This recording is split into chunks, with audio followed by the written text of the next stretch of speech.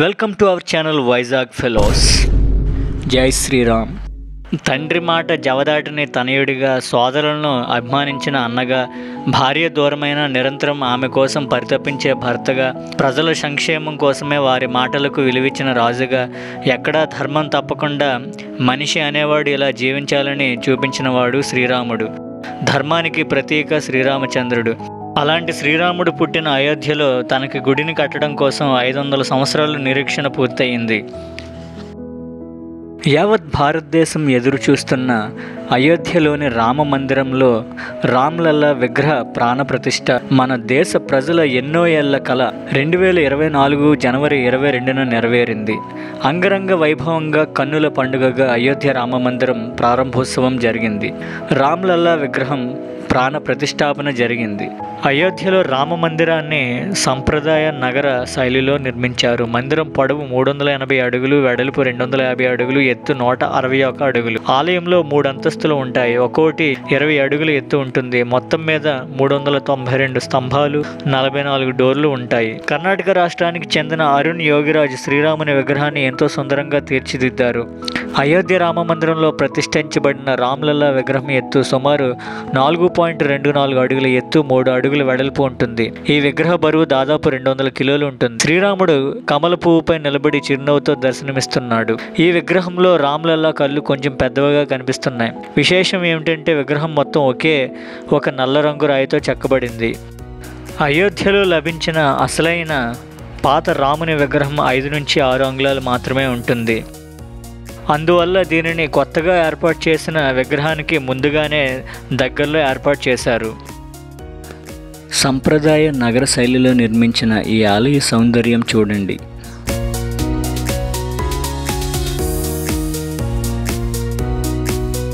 ఇప్పుడు శ్రీరాముడు జన్మించిన అయోధ్య చరిత్ర కోసం తెలుసుకుందాం. అయోధ్య ఈ పేరు పురాణాల్లోని ఆయుధ్ అనే మహారాజు నుంచి వచ్చింది. ఆయుధ్ అనే పదం సంస్కృత పదమైన యుద్ధ్ నుంచి వచ్చింది. ఆయుధ్ మహారాజు పుట్టడం వల్ల ఆ నగరానికి అయోధ్య అనే పేరు వచ్చిందని చెబుతారు. ఆయుధ్ మహారాజు శ్రీరాముని పూర్వీకులు అని చెబుతారు. శ్రీరాముడు అవతరించిన ప్రదేశం ఈ అయోధ్య. ఒకప్పుడు కోసల రాజ్యానికి రాజధానిగా ఉండేది ఈ అయోధ్య. ఈ అయోధ్య నగరాన్ని దశరథ మహారాజు పరిపాలించేవాడు. అయితే పుత్రులేని లోటుతో ఉన్న దశరథ మహారాజుకి పుత్రకామేష్టి యాగం వల్ల రామలక్ష్మణ భరత శత్రుఘ్నులు జన్మిస్తారు. కొన్నేళ్లకు విశ్వామిత్రుడు వచ్చి రాముడిని తన వెంట తీసుకుని వెళ్తాడు. ఆ తర్వాత ఏం జరిగిందో మనందరికీ తెలిసిందే. రావణ సంహారం, రామావతారం చాలించడం తెలిసిందే. రాముడు జన్మించిన పుణ్యస్థలం కాబట్టి అయోధ్యలో రాముడి కుమారుల్లో ఒకరైన కుషుడు రామ మందిరాన్ని నిర్మించాడు. ఆ సమయంలో అయోధ్యలో 3000 సీతారామాలయాలు ఉండేవని చెబుతారు. 5వ శతాబ్దంలో చాలా ఆలయాలు పాడైపోయాయని, వాటిని ఉజ్జయిని రాజు అయినటువంటి విక్రమాదిత్యుడు బాగు చేయించాడని చెబుతారు. అప్పటి నుంచి చాలా ఏళ్ల పాటు ఆ మందిరాలు పూజలతో కలకల్లాడుతుండేవి. అసలు అయోధ్యలో ఉన్న వివాదం ఏమిటి? రామాలయం నిర్మించడానికి 500 సంవత్సరాలు ఎందుకు మనం వేచి ఉండాల్సి వచ్చిందో ఇప్పుడు తెలుసుకుందాం. 1526లో బాబర్, ఇబ్రహీం లోడీ మధ్య యుద్ధం మొదలైంది. దీని పేరు పానిపట్టు యుద్ధం. 1526లో జరిగిన యుద్ధం మొఘలుల పరిపాలనకు నాంది పలకగా, 1556లో జరిగిన రెండో యుద్ధం మొఘలుల పట్టు నిలుపుకునేందుకు కారణమైంది. మూడో యుద్ధం 1761లో జరిగింది. ఇది మొఘలుల పాలన అంతమయ్యేందుకు కారణమైంది. అయితే బాబర్ లోడీ మధ్య యుద్ధం తర్వాత, అంటే 1528వ సంవత్సరం వచ్చేసరికి బాబర్ అయోధ్య మీద పూర్తిగా తన పట్టు సంపాదించుకున్నాడు.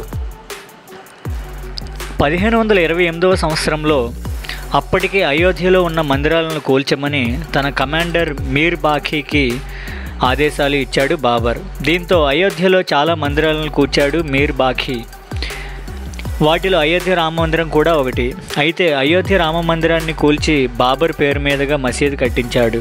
అదే బాబ్రీ మసీదు అయింది.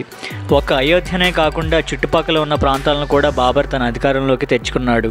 బాబర్ తర్వాత చాలా ఏళ్ల పాటు మొఘలుల పాలన సాగింది. అయితే గుజరాత్ క్యాడర్ మాజీ IPS ఆఫీసర్ కిషోర్ కునాల్ రాసిన అయోధ్య రీవిజిటెడ్ పుస్తకంలో రామమందిరం కూల్చివేత గురించి రాసుకొచ్చారు. దీని ప్రకారం రామమందిరం కూల్చివేత అనేది 1528లో జరగలేదని, ఔరంగజేబు పాలనలో 1660లో జరిగింది అని తెలిపారు. ఆ కూల్చివేసిన మందిరం మీదనే బాబర్ మసీదు కట్టించాడని చరిత్రకారులు క్లెయిమ్ చేస్తున్నారు. ఈ మసీదుగా మారిన అయోధ్య రామ మందిరంలోకి ఆనాటి నుంచి ఒక్కరు కూడా అడుగుపెట్టలేదు. ఎప్పుడైతే రాజా జైసింగ్ వచ్చారో అప్పుడే హిందువులకు ధైర్యం వచ్చింది. 1717వ సంవత్సరం బాబ్రీ మసీదు నిర్మించి 190 సంవత్సరాల తర్వాత రాజ్పుత్ వంశానికి చెందిన రాజా జైసింగ్ రాజు మసీదు చుట్టూ ఉన్న స్థలాన్ని సొంతం చేసుకోవాలని ప్రయత్నించాడు. కానీ ఆ ప్రయత్నాలేవి ఫలించలేదు. ఆ స్థలం హిందువులకు ఎంత ముఖ్యమో తెలిసిన రాజా జైసింగ్ మొఘలులతో సత్సంబాలు ఏర్పరచుకున్నారు. కానీ తాను అనుకున్నది జరగలేదు. దీంతో బాబ్రీ మసీదు బయట ఉన్న స్థలాన్ని కొని రాముడి పేరు మీద రిజిస్ట్రేషన్ చేయించారు. ఆ తర్వాత మసీదు ఎదురుగా ఉన్న స్థలంలో ఒక చబుత్ర అనే పేరు మీద వేదిక కట్టి దాని మీద సీతారాముల విగ్రహాలు పెట్టుకొని హిందువులు పూజలు చేసుకునేవారు. ముస్లింలు మసీదు లోపల ప్రార్థనలు చేసుకునేవారు. 1559లో స్థానికులు బాబ్రీ మసీదు ఉన్న స్థలం రామ జన్మస్థలం అని నమ్మారు. అయితే బ్రిటిష్ వారు ఆ స్థలంలో ఒక కంచె ఏర్పాటు చేశారు. దీంతో ముస్లింలు మసీదు లోపల, హిందువులు మసీదు బయట ప్రార్థనలు చేసుకోవడం మొదలుపెట్టారు. 1985లో మొదటిసారిగా అయోధ్య నివాసి మహంత్ రఘువీర్ దాస్ మసీదు బయట స్థలంలో రామ్ చబుత్ర నిర్మించుకోవడానికి అనుమతి ఇవ్వాలని ఫైజాబాద్ జిల్లా కోర్టులో పిటిషన్ వేశారు. అయితే ఆ పిటిషన్ను కోర్టు కొట్టివేసింది. 1934లో షాజహాన్పూర్లో గోహత్య వార్త వైరల్ అవ్వడంతో మతపరమైన అల్లర్లు చోటు చేసుకున్నాయి. ఈ అల్లర్లలో బాబ్రీ మసీదుపై దాడి జరిగింది. ఆ తర్వాత ప్రభుత్వం మసీదును మరమ్మతు చేయడం జరిగింది. బాబ్రీ మసీదు ఉన్న 2.77 ఎకరాల స్థలం తమదే అంటూ షియా మరియు సున్నీ వక్ఫ్ బోర్డులు స్థానిక కోర్టులో క్లెయిమ్ చేశాయి. బాబర్ సున్నీ అయినందున ఆ భూమి సున్నీల ఆస్తి సున్నీ వక్ఫ్ బోర్డు తెలపడంతో స్థానిక కోర్టు వారికి అనుకూలంగా తీర్పు ఇచ్చింది. 1949లో మసీదు లోపల రాముడి విగ్రహం ప్రత్యక్షమైంది.